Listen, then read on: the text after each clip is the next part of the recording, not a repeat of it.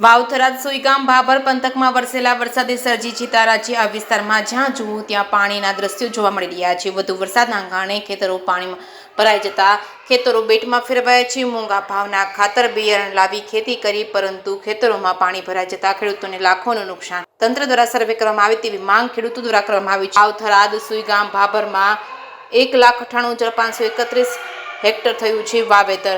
જે કે ગુજરાતી સાથે ભરત ઠક્કર ડીસા। બનાસકાંઠા જિલ્લામાં વાત કરીએ તો લગભગ 6 અને 7 તારીખે વધુ વરસાદ આવેલો હતો પવન સાથે।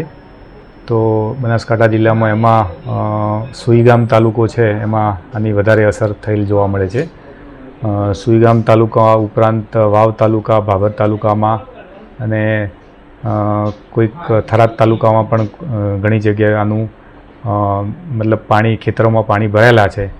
તો હવે એમાં ખરેખર એનો વિસ્તાર કેટલો છે, અસરગ્રસ્ત વિસ્તાર કેટલો છે એ એક્ઝેક્ટલી થોડું પાણી નીચે ઉતરે ત્યારબાદ એક્ઝેક્ટ કહી શકાય કે આટલા વિસ્તારમાં અસરગ્રસ્ત પાકને આ નુકસાન થયેલું છે। સર્વે માટે કઈ ટીમ બનાવી છે આપણે?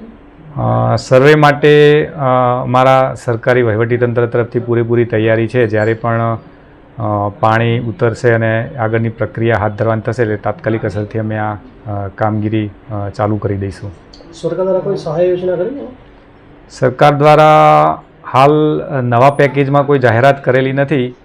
જો અગાઉ જૂના ઠરાવ મુજબ જો એમાં સહાય આપવાની થશે તો એ મુજબ સહાયની ગણતરી કરી અને ખરેખર જે ખેડૂતને કોઈ નુકસાન થયેલું હોય તો એ મુજબ એનું ચૂકવણું કરવામાં આવશે।